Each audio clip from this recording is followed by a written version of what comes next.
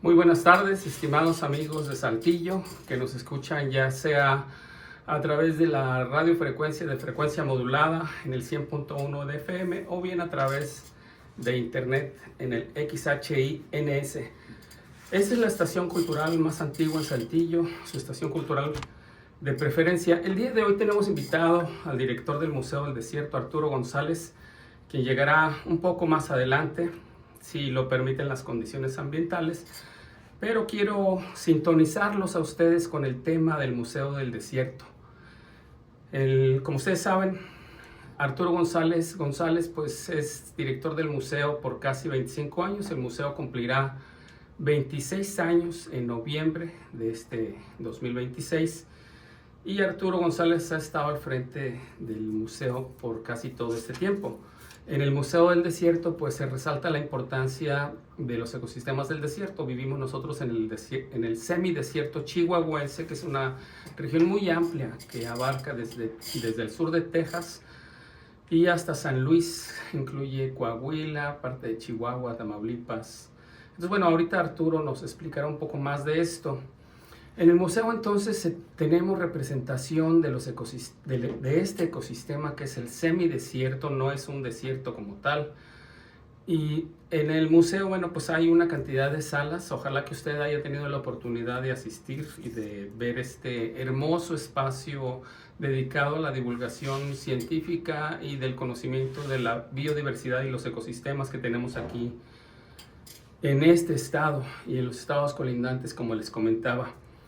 En el Museo del Desierto también se presentan los orígenes del universo, la evolución de la vida en el planeta Tierra, se presentan los ecosistemas y se presentan representantes antiguos, fósiles que habitaron en esta región.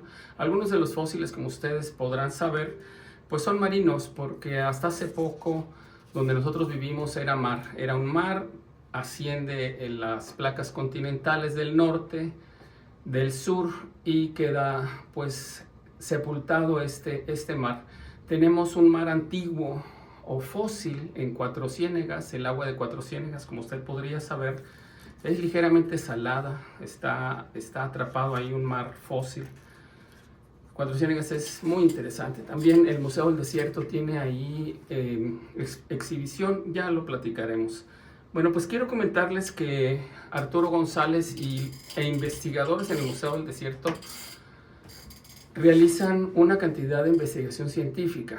El Museo del Desierto expone piezas de fósiles de una diversidad de grupos biológicos y personal científico es encargado de exploración y de encuentro de nuevos ejemplares, su descripción científica, lo cual lleva una cantidad de tiempo. Y bueno, pues el día de hoy hablaremos de algunos de estos fósiles. Estamos nosotros en una época que se llama Holoceno, es la época geológica más reciente. Entonces bueno, quisiera llevarlos por un recorrido breve sobre el origen de la vida en el planeta Tierra. El planeta Tierra, estimamos nosotros que se formó aproximadamente 4.550 millones de años. Si usted lo quisiera redondear para que sea más sencillo el número, el planeta Tierra se forma hace 4.500 millones de años, un poco más que esto. En el origen del planeta Tierra, las condiciones geológicas eran muy agresivas, había altas temperaturas, había mucho bombardeo de meteoritos, el sistema solar estaba muy activo todavía, y una cantidad de polvo, rocas estaban cayendo en la superficie terrestre. También, bueno, la atmósfera estaba cargada de gases reductores, como es el nitrógeno, el amoníaco, el metano,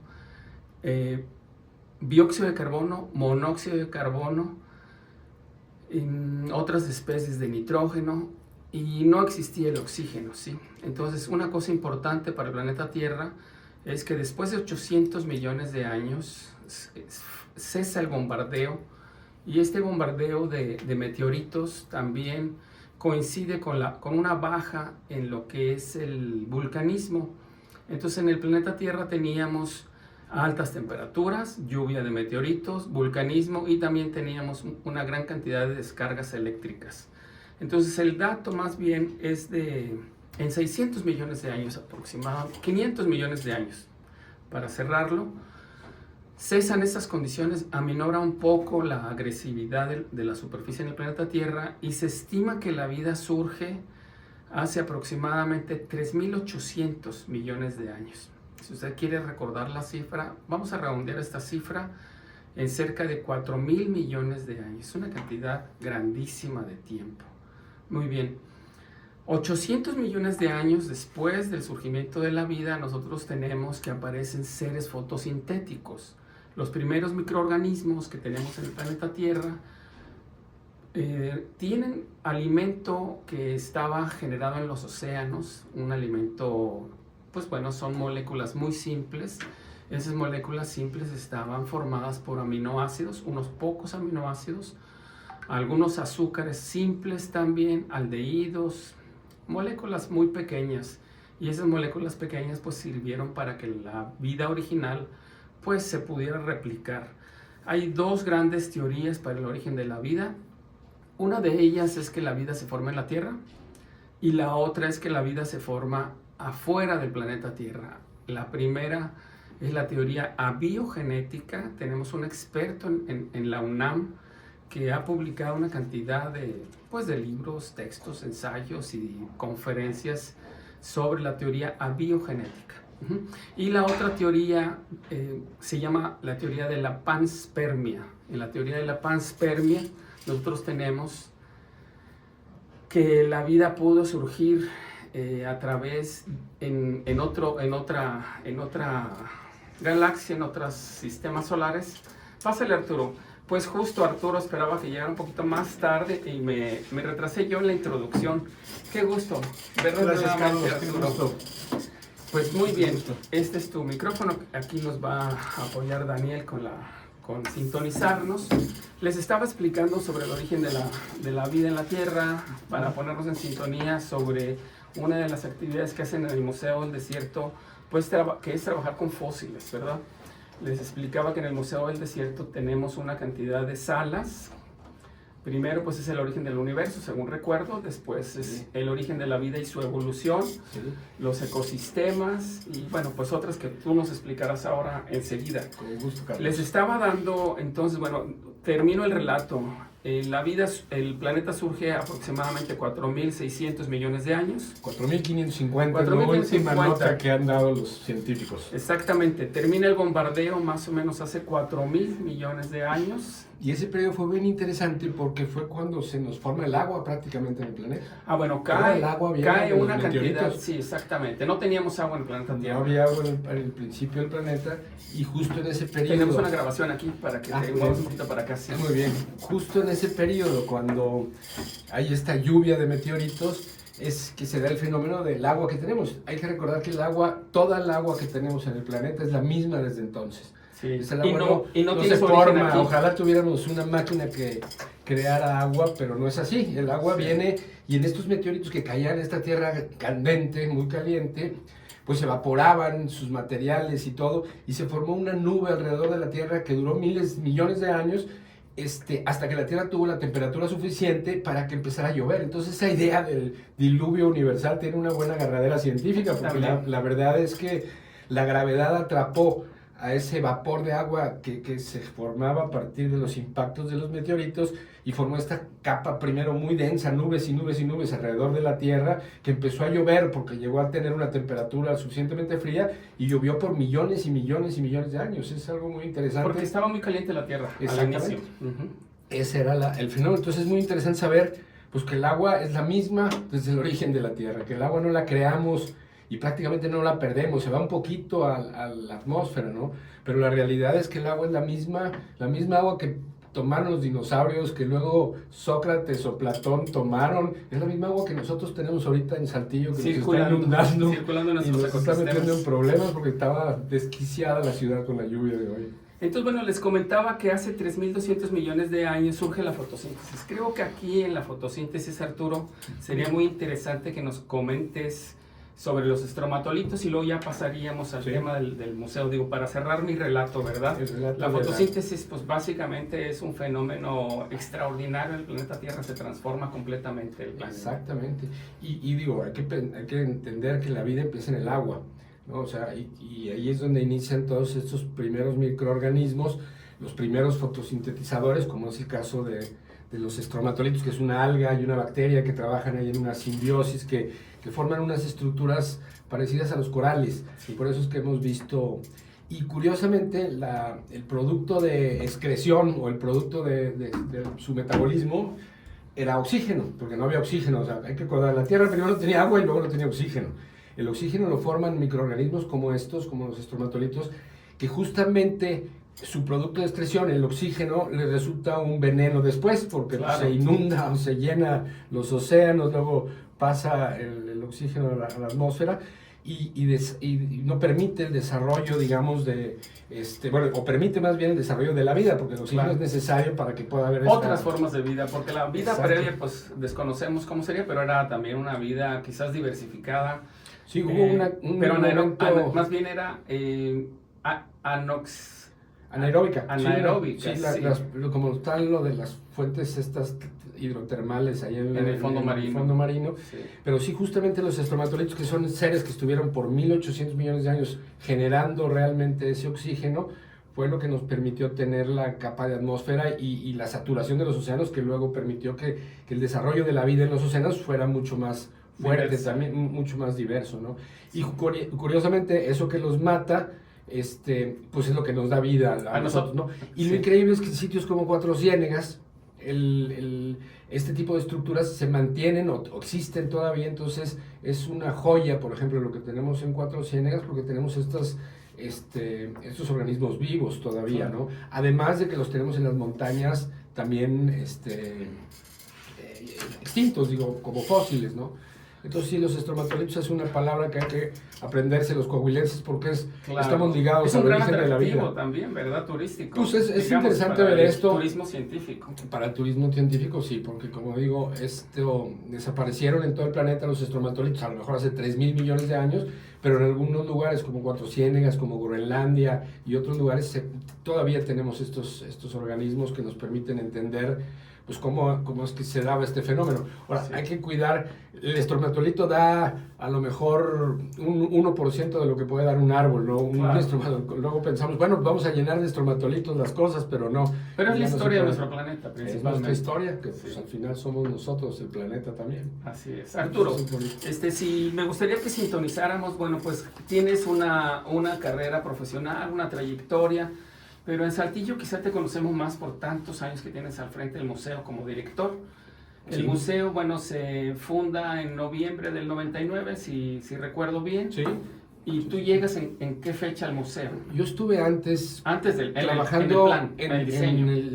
Trabajando, coordinando el grupo de científicos que generaron los temas y la primera radiografía, sí, porque el origen del museo se detona un poco por los descubrimientos de los dinosaurios que estaban generándose en estas épocas, ¿no? Y entonces eso hizo pues que cuando los científicos se llevaban las piezas a México, que era la UNAM, el único que en ese momento tenía laboratorios de paleontología, o se iban a otros países porque se tenían que estudiar, yo siento que hubo este gran sentimiento de pérdida, de decir, ¿por qué se están llevando nuestras piezas y todo? Sí. Y dije, bueno, si se quieren quedar aquí, tenemos que darles las condiciones para que se queden aquí, y eso requiere de unas reglas que pone la ciencia, que se llaman las reglas de la nomenclatura zoológica internacional, es decir, que las colecciones estén disponibles a otros científicos, que estén aseguradas, que tengan vigilancia, que una vez que publicas un fósil, es decir, que lo describes en una revista científica, pues tiene que estar resguardado en un espacio que es un patrimonio del planeta, no nomás de un país o no nomás de una ciudad, porque ahí es donde están las referencias que nos permiten ir construyendo este conocimiento. Excelente.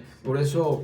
¿Qué año más o menos es esto, Arturo? En 1999 se inauguró, en el 97 empezamos. Desde el 97 empezamos con el grupo de científicos, y lo interesante fue darnos cuenta que, bueno, si bien había cosas padres que comentar, porque primero era un museo de dinosaurios y después dijimos, bueno, pero este espacio tiene muchas historias más que contarnos. Mañana van a ser mamuts, pasado mañana van a ser las puntas de flecha y todo esto que localizamos a veces en en los campos también de nuestro desierto. Y entonces se dio la idea y fuimos a visitar el museo, el Arizona Sonora Desert Museum, que es un museo que tenía las características de lo que estábamos imaginando que queríamos, porque analizando con los científicos dijimos, bueno, tenemos un lugar maravilloso, pero casi nadie lo conoce y está muy poco estudiado. Por eso desde que nace el museo, nace haciendo investigación, porque dijimos, bueno, esto es lo que sabemos, pero necesitamos seguir aportándole más. Cada día, cada año se descubren nuevas especies de cactus, de reptiles, se descubren fósiles. Entonces hubo que plantear esto desde la perspectiva de seguirlo nutriendo siempre, que esa ha sido la característica del museo y ese ha sido el éxito del museo, que es una fábrica que siempre está contándonos historias sobre nuestro territorio. Y pues bueno, habría que poner los laboratorios que fueran los que le dieran fuerza a las exhibiciones y a las historias detrás de los objetos, que eso es lo valioso. Y entonces fue así como se fue dando la construcción de este espacio, ¿no? En 1999, se inaugura en noviembre de 99, pero antes de eso hubo un año y medio, 2 años, no más, como 2 años y medio de todo esto que tuvo que ver con qué es lo que vamos a decir, cómo lo vamos a decir y cómo podemos lograr que no tengamos un museo aburrido, que eso era el gran reto, ¿no? Bueno, de lo que estás diciendo es un museo viviente, porque el concepto de museo a veces las personas piensan que son piezas empolvadas, ¿verdad? Y había que hacer un museo para la raza de acá, que la raza pues no tenemos referencias de museos, los museos parecían como la obligación de ir en la secundaria escribir lo que decían las cédulas, y eso es justo lo que no queríamos un museo activo, vivo, que pudiera ser una suerte como de paso de estafetas, es decir, hasta aquí sabemos, déjame te enseño lo que yo sé a los niños, a los jóvenes en las exhibiciones, te platico las preguntas que me estoy haciendo hoy, porque de esto se sigue construyendo todos los días, ¿no? Entonces eso ha sido el gran éxito del museo, que si bien cuando empezó el museo no sabíamos, por ejemplo, si los dinosaurios eran de sangre fría o de sangre caliente, no sabíamos si migraban, no sabíamos si cuidaban a sus críos. Y en sitios de aquí de Coahuila, como Las Águilas, como estos otros lugares con huellas, pues notábamos cómo efectivamente las huellas iban todas, a la mayoría en un sentido, con juveniles, con infantiles, con adultos de la misma especie, además de terópodos o de carnívoros que también cruzaban por ahí, pero eso nos enseñó que efectivamente sí migraban en manadas, como lo hacen en África muchas de los bisontes y todos estos animales. Entonces, poco a poco se van respondiendo preguntas. Decíamos, ¿cómo un animal tan grande podía ser de sangre fría? Como todos los reptiles actuales son de sangre fría, suponíamos que los dinosaurios eran de sangre fría, pero era un lío saber pues, cómo movían esos metabolismos que pudieran permitir esto. Hoy sabemos que también había de sangre caliente, como las aves, ¿no? Por ejemplo, se pudo aprender después por descubrimientos en China, por ejemplo, pues que cuidaban a sus hijos, ¿no? Porque están los nidos, y en los nidos están las huellas y está la evidencia de que estos reptiles gigantes cuidaban a sus bebés, como lo hacen también algunos otros reptiles actuales, aunque casi todos los reptiles actuales dejan sus huevos y ahí nacerán y ahí se las verán ellos mismos, ¿no? Pero en el caso de los dinosaurios sí hay un cuidado de sus bebés durante mucho tiempo, justamente con otros descubrimientos de Bob Baker y de otras gentes de Estados Unidos que dijeron, a ver, las aves en realidad son dinosaurios, o sea, no se extinguieron. Entonces, desde la perspectiva que nos dio el ver a los dinosaurios como aves, nos permitió entender pues, que efectivamente cuidaban a sus crías, que eran muchos de ellos de sangre caliente. Entonces, eso es una construcción que hacemos poco a poco, pero todas esas preguntas que se hacen en la ciencia o que se hacen los niños, porque todo el mundo puede decir, bueno, y esto... Y a lo mejor un científico le dice, no, pues eso no sabemos, hasta que no damos con una evidencia que nos permita decir, mira, aquí está lo que soporta la idea de que migraban, de que cuidaban a sus crías, de que ya había muchas aves antes de que se extinguieran por completo los dinosaurios. Entonces eso es lo que hizo del museo un espacio muy dinámico, muy vivo, porque lo mismo que hablamos de dinosaurios, lo mismo es con los reptiles, o lo mismo es con los cactus, o lo mismo es con los grupos nómadas de acá, o sea, todo el tiempo nos están enseñando que nuestra imaginación y lo que esperábamos o lo que pensamos de ellos se quedó corta para lo que son las realidades, ¿no? Claro. Arturo, en estos 25 años, ¿cuáles fueron los retos de inicio y cuáles son los retos actualmente para el museo? Bueno, el inicio era hacer que un monstruo como el museo funcionara, porque se hicieron otros ejercicios al mismo tiempo y parecidos y todos fracasaron. Entonces había que tener un fundamento que le diera una estructura sólida de base, de inicio, porque ese es el gran problema. En un museo no puede haber corrupción, en un museo no puede haber, porque al final eso se va a saber, o sea, aquí se construye la verdad, se almacena lo más evidente y lo más famoso de un momento de la historia. O sea, ahorita, por ejemplo, que vamos a tener la IA por todos lados, Claro. dices, bueno, ¿para qué queremos unos museos y por ahí ya vamos a tener toda la información? Lo valioso de espacios como el museo es que almacenan la evidencia física del tiempo. Es decir, no estamos con unos y ceros, estamos con un objeto que tiene que tener una explicación, un mineral, un fósil, y eso es la evidencia física. Es decir, al final yo creo que los templos del conocimiento, los templos de la IA van a ser los museos, porque ahí está los elementos que se pueden seguir estudiando, porque el museo siempre tendrá que seguir entendiendo, y los jóvenes y los niños que decidan por profesiones de este tipo, pues van a encontrar en los museos las referencias y las colecciones para seguir estudiando. Muchos de los grandes descubrimientos se hicieron a lo mejor hace 100 años, y hasta que no llegó un paleontólogo y se metió a la bodega y dijo, oye, quiero estudiar esta pieza, y se metió, pues te das cuenta de todo lo que se va sumando o acumulando en el conocimiento. Entonces, los grandes retos del museo es primero hacer algo que funcionara, ¿no? Yo me separé después de trabajar como científico, coordinando el grupo de científicos al inicio. Me separé un par de años y luego me invitaron a participar en una terna para ver que iban a buscar otro director, y fue que me quedé yo en esa terna. ¿Qué año es esto? Yo entré al museo al inicio del año 2002, en enero del 2002. Sí, yo no estuve, digamos, en lo que quedó del 99, en todo el 2000 y el 2001, sí. Yo llegué hasta 2002 o 2001, ya no me acuerdo. Bueno, yo llegué un par de años después de que se iniciaba, aunque ya había estado en el museo. Sí. Y el museo, pues la verdad, ha sido muy afortunado porque hubo personas muy responsables desde el principio. Es decir, lo que tenemos hoy aquí, que es para mí, no para mí, estoy seguro que es el mejor museo de México. Primero, no por las colecciones, porque nos gana el Museo de Antropología, por ejemplo, pero sí tenemos un museo que es autosuficiente, que vive de lo que ingresa, que no le pide dinero al gobierno, que no le pide dinero a su consejo, y que aprendió a sobrevivir. Pero eso nos costó 25 años. Sí. O sea, justo cuando habíamos imaginado que ya estábamos en unas condiciones económicas más o menos favorables o casi de autosuficiencia antes de la pandemia, a mí se me ocurrió decir, señores, ya estamos en un punto de equilibrio maravilloso, y de pronto la pandemia.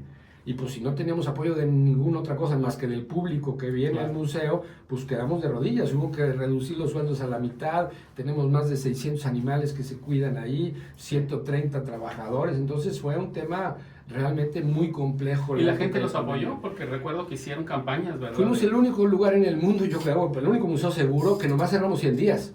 Hubo muchísimo apoyo del municipio, fíjate, ahí sí yo le reconozco a Manolo y al equipo de Manolo que nos ayudó un montón, porque decía, a ver, no hay dinero, pero ¿cómo hacemos para que no te mueras? Pues a ver, vamos inventando esto, vamos haciendo aquello, te apoyo con eso. Entonces eso afortunadamente ha permitido que a lo largo del tiempo se consolide un proyecto que no hubiera sido posible en un sexenio. O sea, tenía que haber sido algo de continuidad. Pero esta autosuficiencia que comentas, tardaron. Yo recuerdo una plática que diste en la Narro con motivo del Día del Biólogo, y precisamente tú presentabas proyectos de autosuficiencia, cómo vender proyectos científicos. Recuerdo, esto fue de 2010, 2012, sí, algo así. Pues es que estábamos viendo cómo se puede hacer, y hay que imaginar que el museo es un espacio enorme. O sea, no vas a recorrerlo caminando sin pararte, tardas 2 horas. O sea, nada más de 5 kilómetros recorres, de que te bajas del coche a que recorres el estacionamiento, te subes. Entonces es un espacio muy grande. Ahorita es muy grande, a lo mejor antes era un poco menos, pero sí es un espacio que, pues, pensar en la luz y pensar en los sueldos, y luego que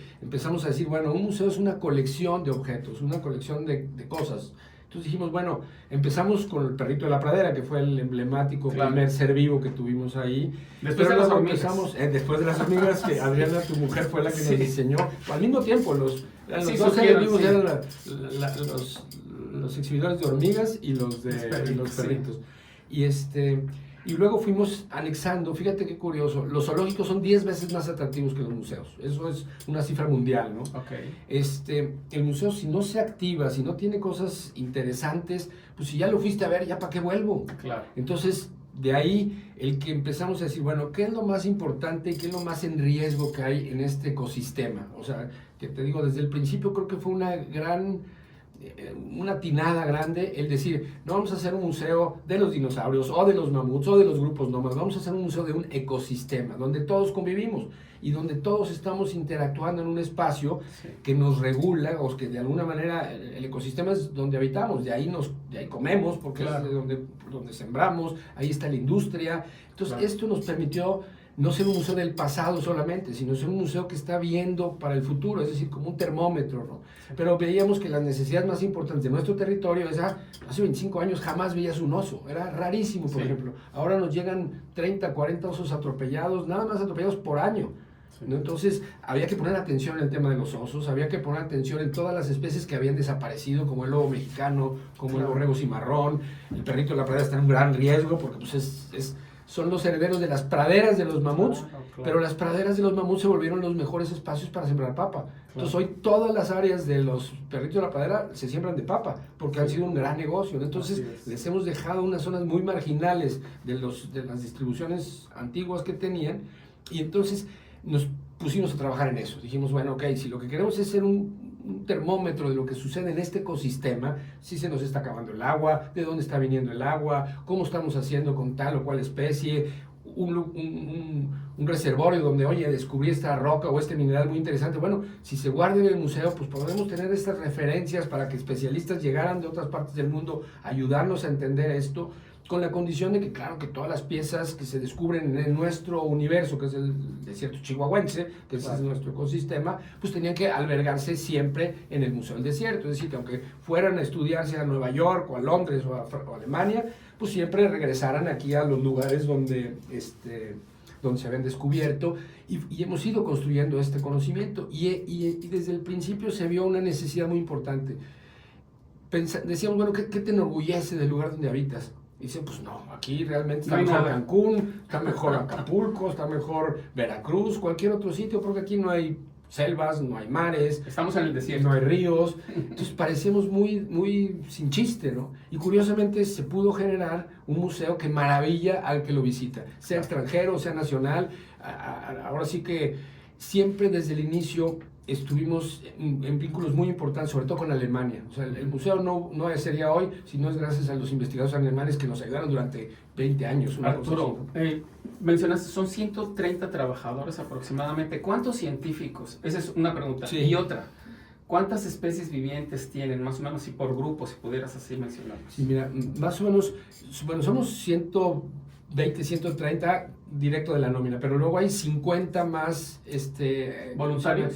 Bueno, voluntarios hay 200. No, son estas personas que trabajan en Desierto Oficio, que es en toda esta parte donde son familias, que son 56 familias, creo.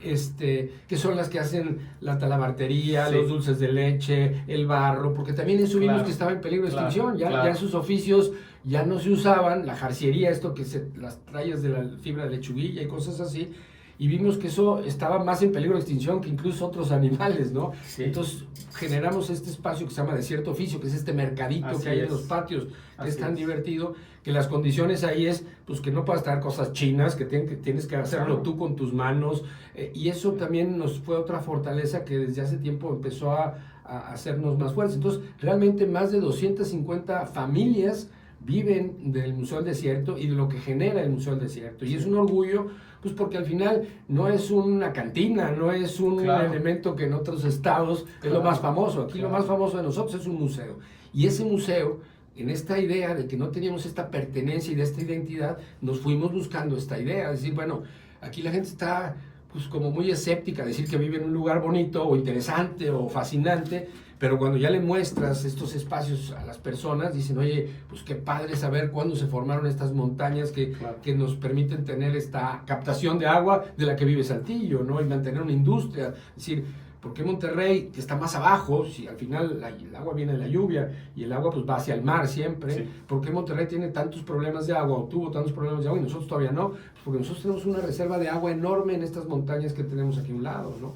Entonces todo eso ha hecho que de alguna forma participes más de una realidad social, es decir, estás entendiendo que pues, hace 50 años o 30 o 25 años no veías un solo oso, ahora hay un tema de osos importantísimos, atropellan 30, 40 osos al año, ¿no? Y de esos, pues hay que darles otras alternativas, porque el gobierno per se, o sea, es decir, ni Profepa, ni Semarnat, ni bomberos, ni todos estos que participan en los rescates de estos animales tenían estas posibilidades de darle esta integridad. Nosotros tampoco la tenemos, es gracias a que fuimos haciendo sensibles a todos los que participamos en estas instituciones, decir, ok, Profepa, pues tú eres el único que puedes recoger un animal atropellado, pero yo soy ahorita el que tiene los veterinarios y la clínica veterinaria de vida silvestre que puede atender animales que pesan 200 kilos o 300 kilos, ¿no? Entonces, eso fue haciendo que no nada más el programa de vida silvestre fuera el pionero en este país. Ahí nos dimos cuenta que solos no podemos, tenemos que trabajar en equipo y tenemos que trabajar entre instituciones y con iniciativa privada,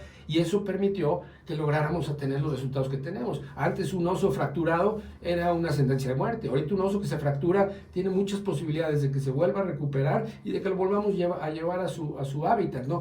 Y el museo, como te digo, como un termómetro de un ecosistema, pues nos hemos dado, aunque todavía no lo hemos logrado perfectamente, a entender qué es lo que pasa en nuestro ecosistema. Dónde tenemos árboles que tienen piñones, ¿no? Donde hay pinos piñoneros, que es lo que come principalmente el oso. Donde hay bellotas que dan los encinos, que es otra de las fuentes de alimento de los osos.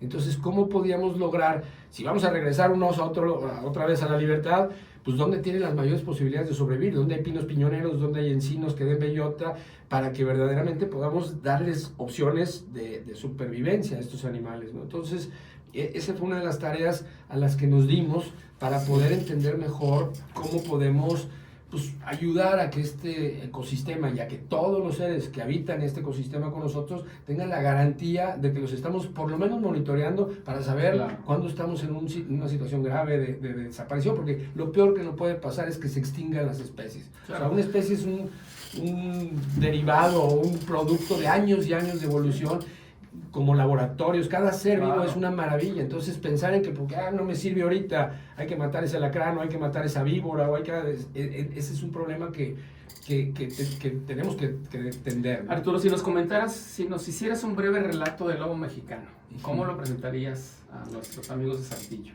Fíjate, nos enteramos en 2006 o 2007 que se decretó y la Cámara de Diputados dijo el lobo mexicano está extinto, o sea, ya se decretó como una especie extinta. Y hubo unos personajes que dijeron, oye, pero aquí en el zoológico de Aragón hay 2, y en el zoológico de no me acuerdo qué otro lugar, Chapultepec tenían otros 2, sí. Y luego en Estados Unidos tenían 3 más. El caso es que había 7 lobos, nada más. Pero los lobos de Aragón o de Chapultepec se habían atrapado en los años 50 y se habían ido reproduciendo. Habíamos visto, por ejemplo, que en el Templo Mayor la ofrenda más importante siempre fue con lobos. Hay más de 500 ofrendas de lobo mexicano en el Templo Mayor. Entonces decíamos, bueno, ¿cómo que ya desaparecimos una de las especies que fue más emblemática para los humanos antiguos, ¿no? Y llegaron los genetistas y dijeron, a ver, resulta ser que ese lobo y aquel lobo genéticamente están bien separados, o sea, no son familiares, digamos. Porque lo que decíamos es que una población tan pequeñita, pues se te genera esta consanguinidad que no te permite que tengas viabilidad hacia las crías y hacia el futuro, ¿no? Lo que le pasaba a los reyes europeos, ¿no? Que se casaban entre primos y entre hermanos y pues eso generaba todas estas enfermedades y estas hemofilias y todo eso. Entonces dijimos, bueno, ¿qué hay que hacer? Y resulta que Estados Unidos y México se juntan y dicen, bueno, hagamos un programa para ver si lo salvamos, ¿no? Okay. Esto era 2006, 2007. Y justamente cuando nos enteramos dijimos, oigan, nosotros levantamos la mano, tenemos aquí un espacio, la Universidad Autónoma de Coahuila, el gobierno en ese momento lo platicamos y generamos lo que se llamaba el desierto viviente, que era poner a las especies en el museo que requerían de atención para hacer un centro de reproducción, para hacer un centro de cuidado y para saber cómo podíamos mejorar esas condiciones. Entonces, estos genetistas, sobre todo los norteamericanos, fueron los que dijeron, si cruzamos este lobo y con esta loba y esos crías las juntamos con la reproducción de esta otra loba y este otro lobo que están en otro lugar, entonces podemos permitir una opción. Y 3 o 4 años después dijeron, la especie ya no está extinta, sí va a ser una especie viable, sí es una especie que podemos seguir manteniendo. Y ahorita hay más de 450 lobos, ya se liberaron unos en Durango hace unos años, ya se reprodujeron esos lobos. justamente, por ejemplo, se había manejado que ya no había manera de salvar la especie, sí. Pero sobre todo, y ahorita el problema grave es que ahorita ya no nos dejan reproducir. Hace 3 años ya no hemos podido reproducir lobos, aunque nuestros espacios se diseñaron para una reproducción. Si has visto el museo, son enormes, sí. Los lugares están en los bosques, sí. Porque son animales que se van a ir a áreas de preliberación y luego tienen que irse a liberar. El problema de hoy es, pues nadie quiere lobos en su rancho o en su casa o cerca de donde están ellos. Entonces, ese ha sido el principal obstáculo para seguir reproduciendo lobos, ¿no? Okay. Pero la especie ya de alguna manera ya salió, está en súper riesgo de extinción, pero sí. Ya no es una especie extinta como habíamos pensado al principio, ¿no? Entonces, sí es un tema que nos llena de orgullo porque somos el recinto que más lobos ha reproducido en el país. Creo que llevamos 39 o 40 y tantos.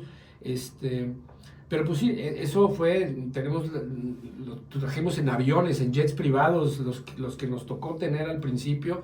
Fue gracias también al apoyo de las empresas de aviones que en ese momento nos apoyaron, gracias a que esto no se salva, sino es que todo el mundo entiende las cosas y apoya para que esto suceda, ¿no? Y eso es algo que es muy difícil en un país que está tan separado y tan complicado. Aquí lo importante es cómo le vendes al público, a los políticos, a todo el mundo, es decir, oigan, por encima de tu vida y de mi vida está esto, que es la vida de todos y de la posibilidad de sobrevivir. Sumémonos con objetivos claros y donde no se sienta que, esto es un interés tuyo porque quieres ser político, o tú es porque estás explotando o tal o cual cosa. Al final, esto hay que hacerlo de veras por una pasión y por un sentido de conciencia que te dice, hay que ponerle atención al perrito de la pradera, porque si no los paperos se lo van a acabar, ¿no? Hay que ponerle atención al lobo mexicano, al borrego cimarrón, a los bisontes, sí. Todos esos animales. El bisonte se extinguió a final del siglo XX, ¿no? En 1900 ya no había.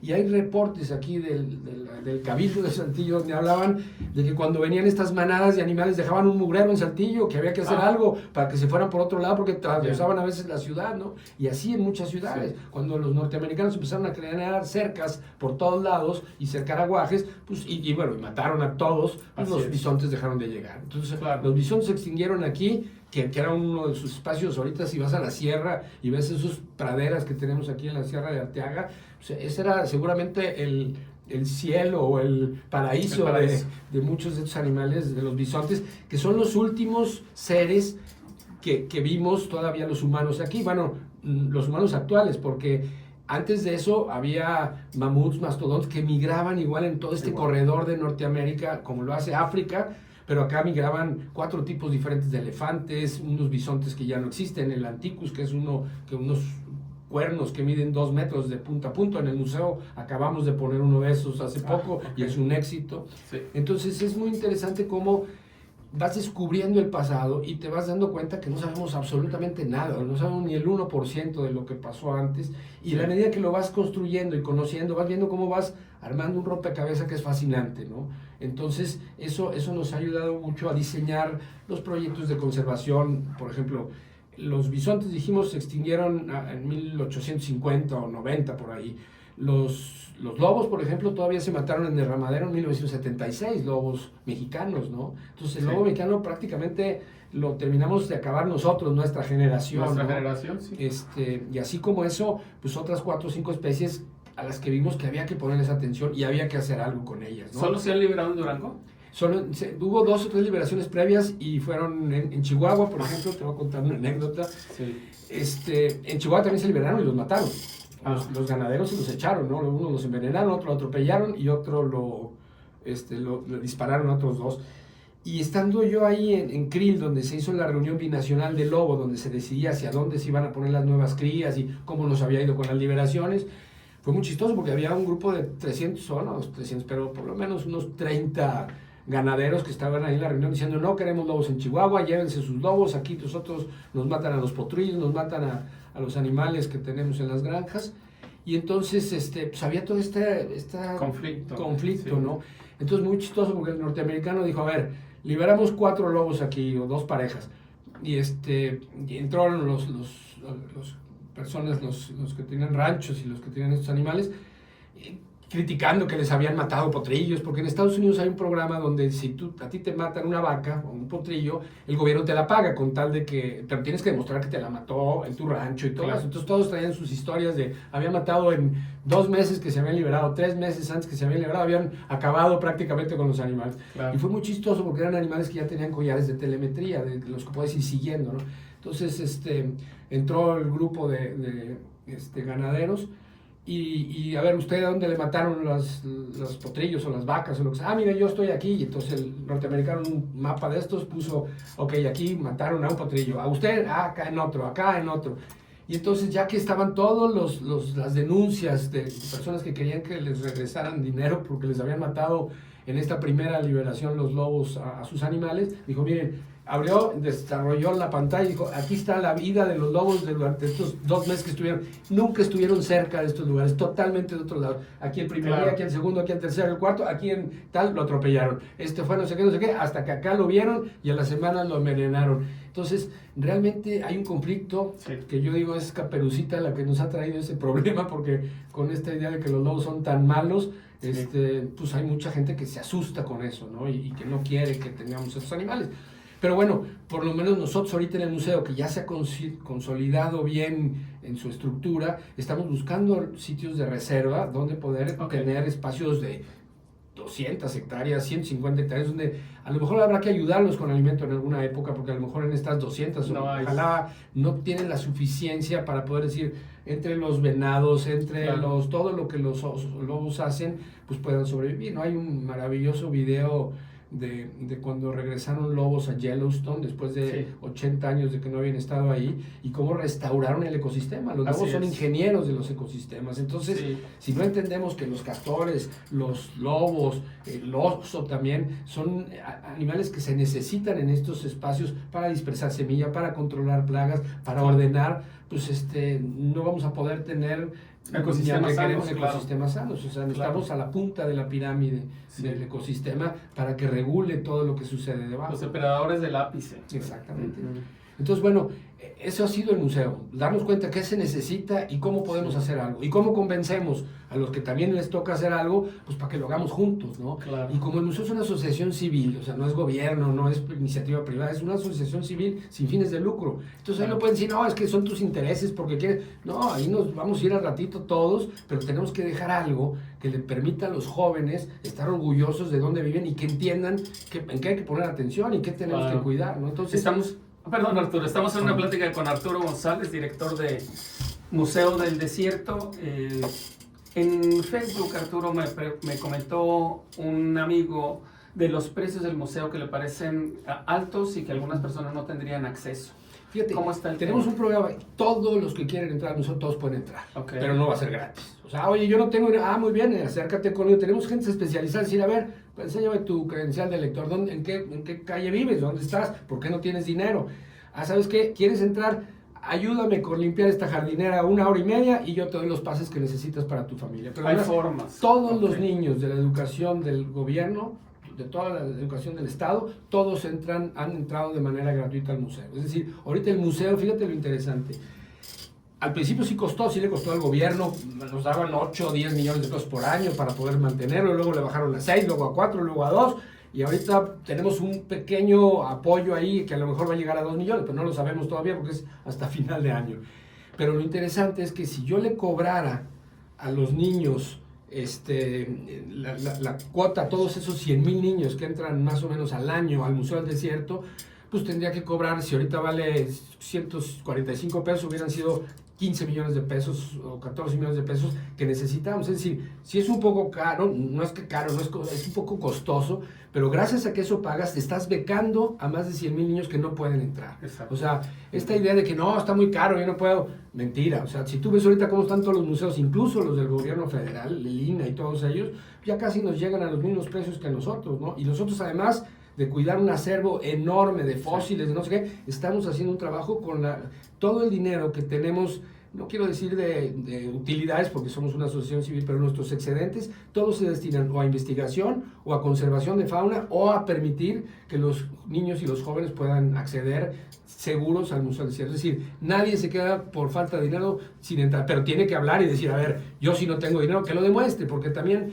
todo el mundo dice, no, es cultura, que me la regalen. Pues compañero, ¿y quién nos regala la comida de los animales? ¿Quién nos regala los dardos para poder ir a dormir un oso que se está metiendo a tu casa y que necesitamos sacar de ahí? Entonces, sí es un tema a veces complicado, pero estoy seguro que nadie puede decir, no, yo no entré por falta de dinero. Ah, mira, ahí en la entrada preguntas y dices, oiga, y se te ve inmediatamente. Antes teníamos una señora, Tere, que era una maravillosa, que nomás estaba afuera viendo la gente que llegaba a la taquilla y decía, no nos alcanza. Y dice, oiga, señor, ¿cuánto le falta?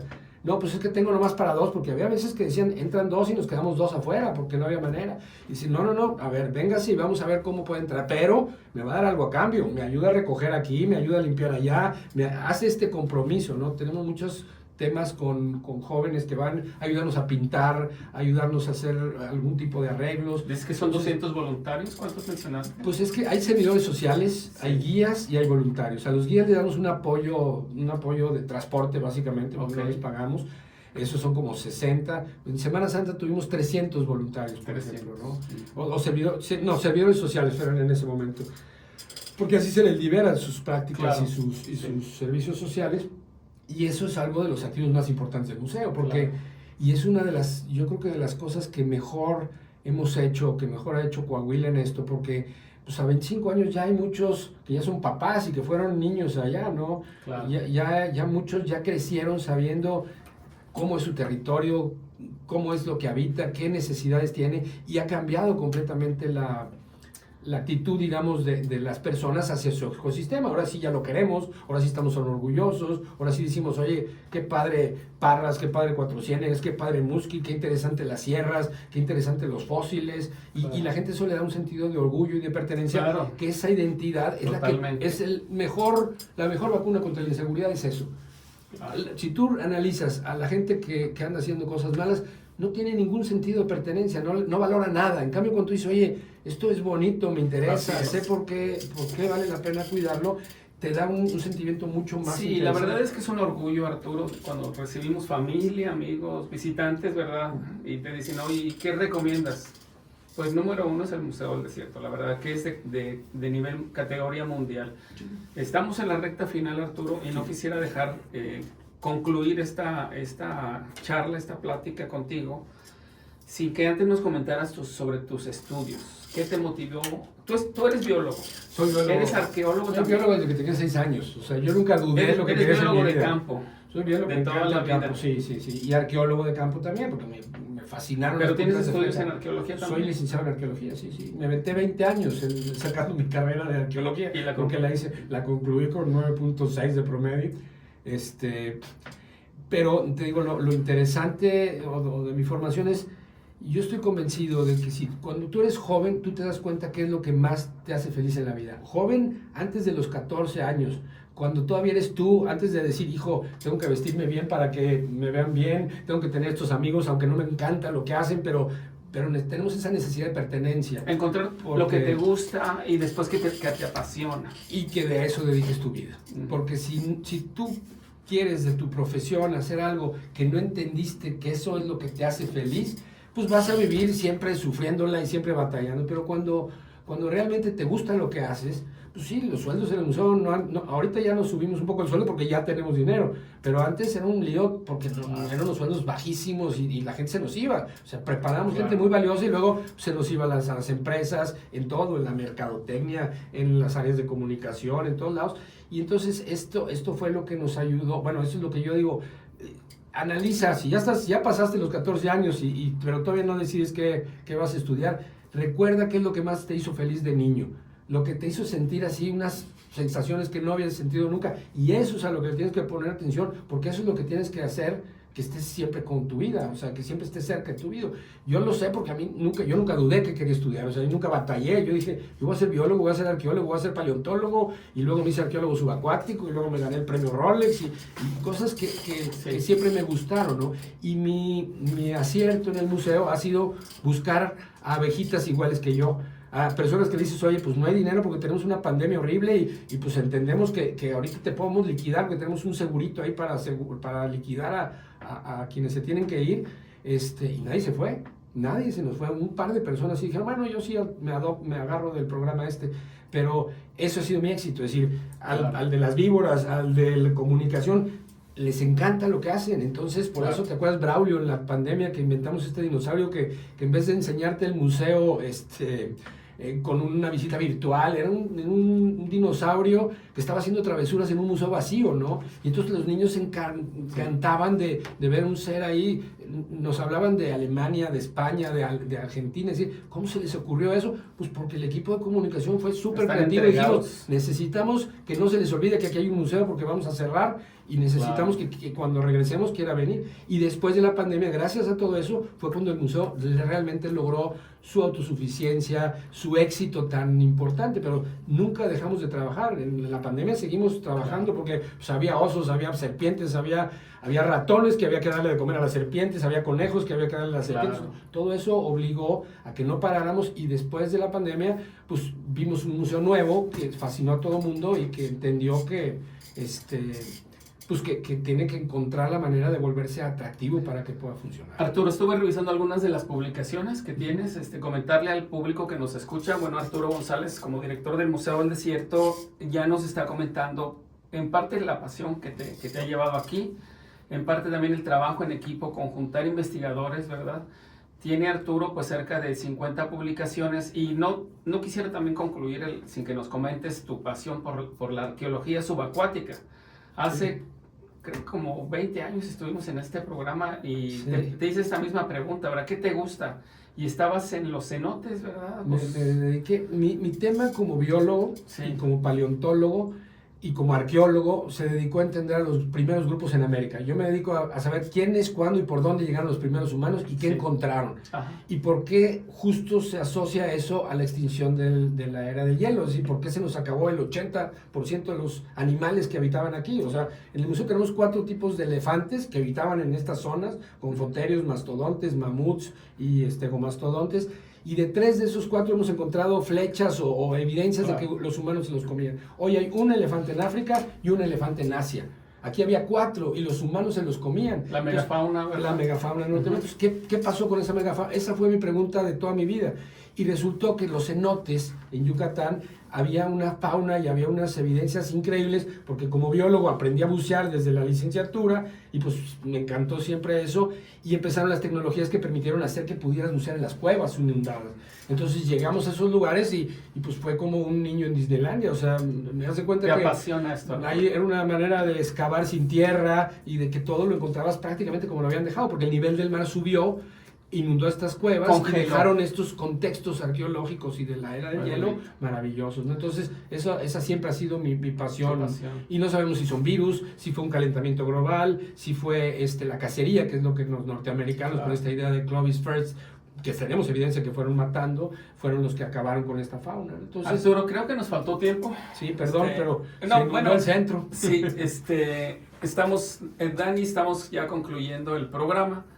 Dejamos una reflexión final para los niños y jóvenes de Saltillo y de quienes puedan escuchar este programa, Arturo. Pues sí, encuentren qué es lo que los ha hecho feliz y no olviden que la pasión es la que sostiene a la temperatura ideal a la humanidad. Es decir, es la fiebre de la juventud la que logra hacer que tengamos un planeta a la temperatura correcta, ¿no? Entonces, pues claramente a los niños ahorita que estamos tan inundados con las redes sociales y todo eso, de ahí puedes encontrar también cosas que te fascinen mucho, ¿no? Pero sobre todo, sin redes sociales, que tú sepas qué es lo que te gusta estar haciendo. ¿Te gusta estar sentado en un escritorio? ¿Te gusta estar en el campo? ¿Te gusta estar cultivando? ¿Te gusta estar viendo estrellas? ¿Qué es lo que más te puede emocionar? Y trata de buscarte una profesión que te tenga cerca de eso. Siempre vas a tener que hacer cosas que no te gustan, porque pues yo soy científico y me encanta la ciencia y yo quisiera ser nomás investigador, pero pues tuve que aprender a ser administrador, aprender a ser comunicador, aprender a ser un administrador, digamos, de vida silvestre, ¿no? De animales que tenemos en el museo. Y otra de las cosas que yo diría que es importante es que todo lo hacemos por una motivación. trabajamos por el dinero. Pero Claro. cuando tú haces cosas sin estar pensando en qué me van a dar, sino porque me gusta, es decir, el trabajo voluntario, eso es lo que marca la diferencia. Te Si pagan, tú te nunca pagan has hecho... por hacer lo que te gusta. Exacto.